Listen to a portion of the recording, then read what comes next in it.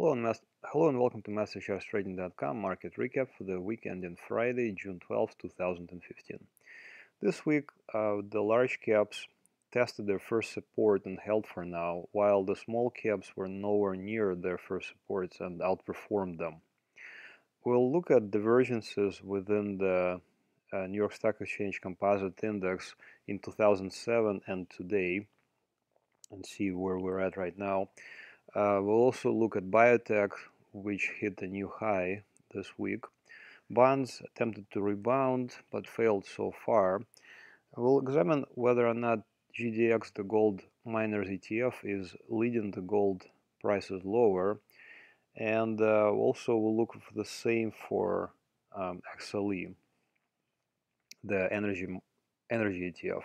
And also we'll touch upon sort of the futility of calling the bottoms and possibly tops for that matter. All right, so this is a chart of S&P 500 large cap index. Here's the chart. So this week we can see that we have come down pretty hard from the new all-time high. Actually, this slide has continued for a couple of weeks now, and we retested this low that was put in May and definitely held it for now, because you can see this is kind of like a hammer candlestick, or at least it has a long tail at the bottom here. So that's a sign that the prices were pushed down by the bears during the day, but then the bulls stepped in and pushed the prices higher. Next day there was a gap up, and then the prices continued very strongly to the upside. So of course you can see Friday we had a sort of a pullback, but for now the buy signal is still on. It was generated around here somewhere on this date. So next I wanted to look at some of the divergences in the stock market that are going on sort of beneath the surface. So first I want to call the attention that we did make a higher high and a higher low right there. But if we look on S&P 500 advanced decline line, the higher high was confirmed right there. But the higher low, there seems to be a divergence. You can see that this here at 2882, and here we see it's 2896. So in other words, the advances less declines were trending lower here from March. You can see we made a low here and then a higher low here. You can see that we're trending lower. The same goes for on-balance volume, but this has been going on for a while now, and I called your attention to that from a while back as well. We did hit a low for the move, you can see, for on-balance volume as well. So there are definite bearish divergences right now going on in the S&P 500. Whether or not they will materialize in any kind of significant sell-off it remains to be seen. And okay, so next chart, QQQ, also divergence. You can see that it hit a this is advanced decline line for QQQ. You can see that it hit a lower low here, while the index itself continued and made a higher low.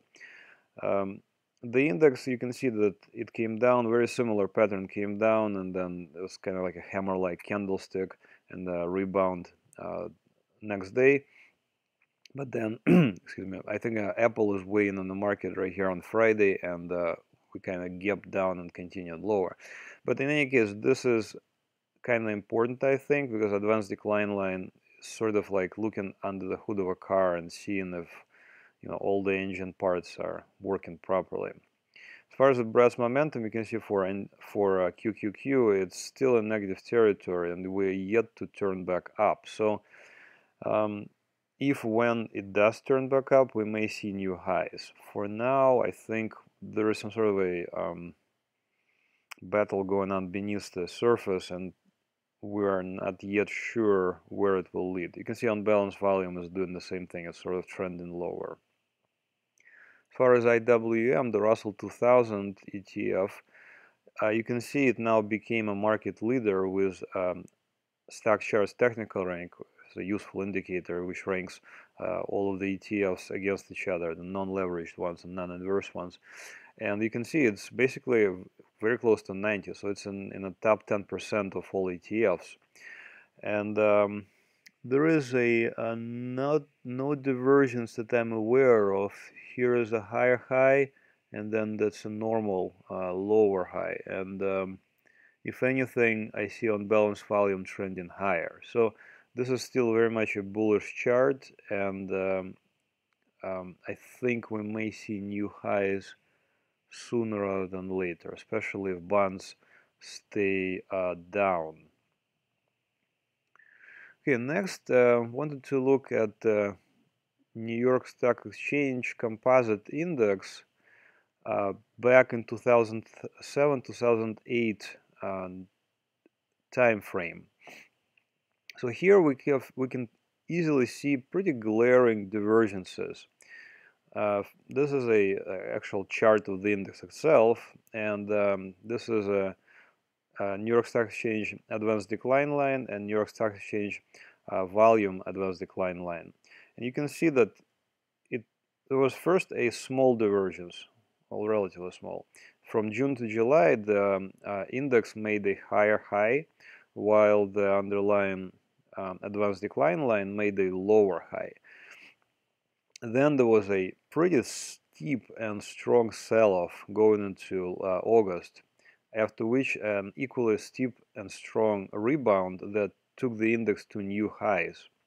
But you can see that advanced decline line continued lower, and same with advanced decline volume line, continued lower, and did not confirm this all-time high at that point, all-time high in New York Stock Exchange Composite Index. And then following that, the index trended lower with a steep sell-off, and then finally collapsed in January 2008. So just let's see now what does that same identical index look like right now. So let's go now to last 9 months chart of New York Stock Exchange Composite Index and see what the chart looks right now. So you can see it's not the same. It is somewhat similar because there is now a small divergence, kind of similar to what we had there in 2007. It's definitely not as steep because over there the gain was much steeper for the index itself. Here it's kind of like a mild divergence right now. And same thing, we did have what I thought was a support break, but I think we moved right back up, and we tested the 200-day moving average for New York Stock Composite Exchange Index. But here is an interesting one. You can see that New York Stock's high-low indicator moved below negative 50 here, and actually has not yet rebounded above plus 50. So far, this is actually a rather negative sign, and I would be watching for either a quick move back up, which is confirmed by the high-low indicator, and hopefully a end for a divergences for these two indicators as well. Otherwise, we may continue lower, and we actually may correct lower, because right now it seems like there is some kind of a underlying weakness. Even though we hit an all-time high, there seems to be divergences and some kind of an underlying weakness going on below the surface. You can see that the Brett's momentum is still on the negative territory, even though we had this really powerful rally on Wednesday. All right, let's look at something more positive, and biotechs, very strong stock index. This is XBI, and this is a very diversified fund as opposed to IBB, where top 10 stocks dominate in IBB. Here, XBI, it's a much more diversified fund, and I think it's It's a little safer for my taste as well. But you can see here in May, our buy signal was around here somewhere, and up since then it's about to the top about a little bit over 14%. Well, this is biotech and they move quite a bit. But also notice once again, just uncheck this rollover. Once again, there are some divergences that are appearing in this index as well. You can see that the index made a higher high while the unbalanced volume is making a lower high. And also the MACD, MACD, is about to roll over to the downside. So this does not mean it's going to be bearish and collapse. This just means that upside momentum is not as strong as it was down here, for example. And you can see that the price is, it's kind of flattening out and sort of rolling over. So possibly we'll get another correction. It's really difficult to predict, but definitely the momentum is decreasing. And this chart shows our market timing, and our latest buy was on May 6th right there for XBI. So next, let's look at bonds. This is AGG. It's sort of like an aggregate bond fund, which contains not only treasuries but other bonds like corporates and mortgage-backed securities, and it's a weighted index. So you can see here that first of all we had a support break. So that's definitely a bearish sign. Not a bearish, but just a sign of the weakness. Bonds are still bullish long term, but we are seeing some short-term volatility and potentially just correction to the downside.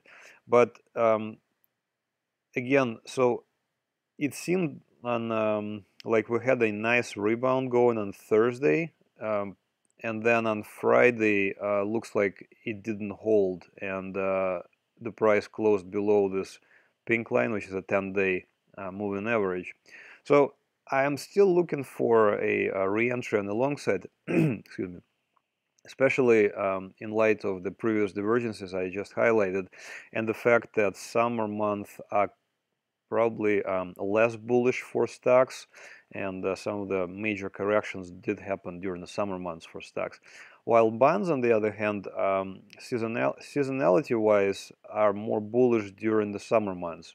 So especially July and August are quite bullish for bonds. So I'll be looking for a re-entry opportunity once I see a good one. For now, I did not like this close on Friday. Looks like a shooting star to me, so we may see a retest of this low again. All right, next, let's look at gold. Gold, once again, is a bearish security. I've been bearish on gold for a long time now, but latest breakdown occurred here in mid-May, and then we came down all the way to here to June, to mid-June, and looks like we held support here for now. And the support is from early May. It's 1162, 1168 area. Looks like gold rebounded and almost came as high as the 50-day moving average.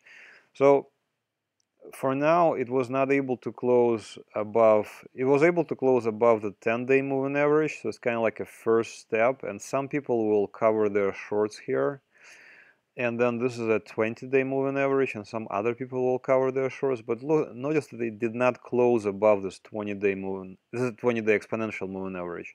It did not close above this 20-day EMA, and obviously didn't close above the 50. So this area, if it closes above the 20, there may be some more short covering, and possibly if it closes above the 50, there will be quite a bit of short covering, and we may see a rally back up to the 200-day, which is a green line right here.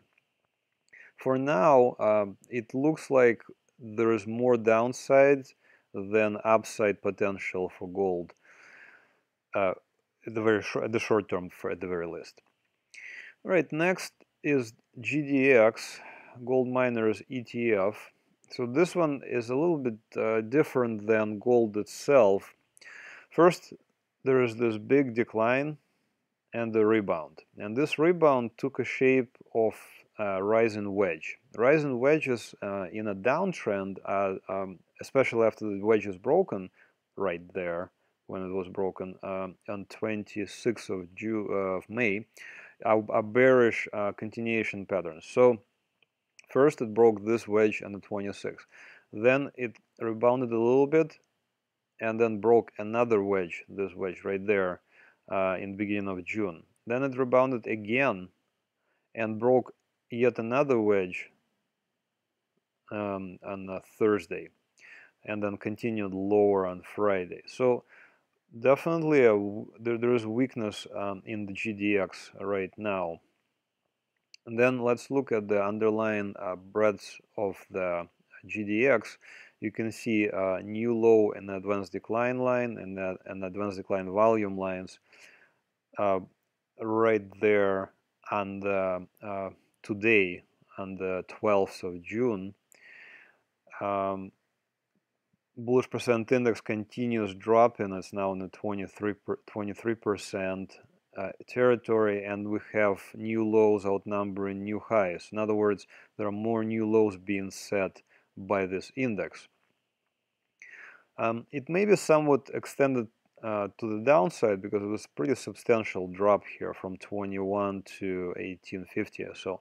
So we may see again a rebound, but once, as I said before, for gold itself, if it manages to close above the 20-day, well, first above the 10-day moving average, then above the 20-day, and then possibly above the 50-day, there will be some short covering. But for now, it's not happening, especially in light of the fact that we have new lows in the advanced decline line and advanced decline volume line, and we don't even have a low for the move, because you can see this low is lower than this low, while the advanced decline line already made a new low. You see? So I'm guessing that we will retest at least these lows, possibly the December lows, and possibly all-time lows. And our market timing signal, you can see it was quite a choppy rising wedge, but then finally this May 21st signal worked out really well, and we are indeed short GDX via inverse ETF called DUST, DUST. Next on the agenda is XLE, Energy ETF. So for some ETFs, there is a underlying breadth data available, and that's for the 9 Spider ETFs, and for gold miners as well. I think there are some other breadth data available as well. But looking at XLE itself, if you pull up a chart of oil, I don't have it here, oil has been kind of made a big rally and then kind of continued flat here. But you can see that XLE certainly rolled over with a big outside reversal right there and continued lower. So it's currently below the 10-day moving average and below the 20-day exponential moving average, and of course below the 50-day moving average. And once again, there's more bearish divergences. You can see that advanced decline line hit a new low here at 313, while here at this low from March low, it was still at 316. So looks like advanced decline line is leading the index lower, which is normally not a good sign. I'm also guessing we're going to retest at least this low and possibly December lows as well. We are, however, somewhat overextended to the downside, so we may see at least a short-term rebound and possibly continue lower afterwards. And as far as market timing, so we had our short signal on April 21st. Actually, it was very productive, about it's about 6% or so down, or rather up, because we're shorting here. And finally, I want to look at a security that is called BTU, Peabody Energy. This is still considered a large cap stock, and this is a coal mining corporation. So I wanted to illustrate with this chart the fact that trend in motion stays in motion. And you can see here in April of 2011, BTU was trading at a little bit over $70 right there. And you can see today it is at $2.53. So you can see that this is pretty steep collapse, and this is kind of like a continuous and unrelenting downtrend. And so let's say you think that here, it's a good time to buy because you think it can't go any lower. And then you time your entry, let's say using the MACD right there. So this, if you time your entry perfectly, you may be able to catch this little move. But then you can see that the downside potentials were much bigger than the rebounds most of the times. Of course, there were some decent bear market rallies right there. So in other words, the bears, when they came in and they see, okay, now we have an overbought condition, let's say measured by MACD, and let's say measured by the fact that we're now above the 200-day moving average, but we're still in a downtrend. Therefore, does it make sense for me to buy here? No. It makes sense for a bear to short right here because we're overbought in a downtrend. So overbought readings in a downtrend can be profitably traded, while the oversold readings in a downtrend, for if you're a trend following kind of trader, are ignored.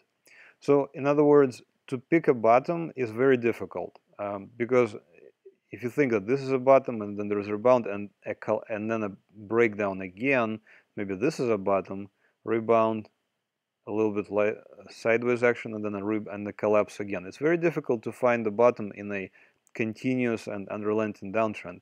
And coal is definitely under pressure because there are alternatives to the energy in the energy market. For example, solar, completely, well, pretty clean production, energy producing way of doing things, of producing energy.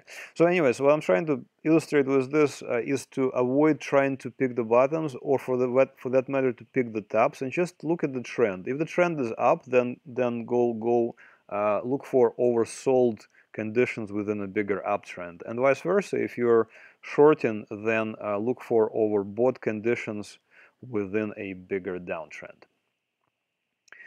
All right, that's it for this week. Please do follow us. Do visit us on our website, MasterChartsTrading.com.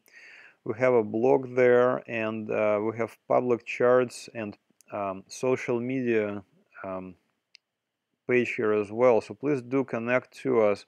Most of the charts that you see in this video are located right here and this link on the public chart link. Please do sign up for our mailing list, and we're hoping to open a subscription service and a trade alert service pretty soon.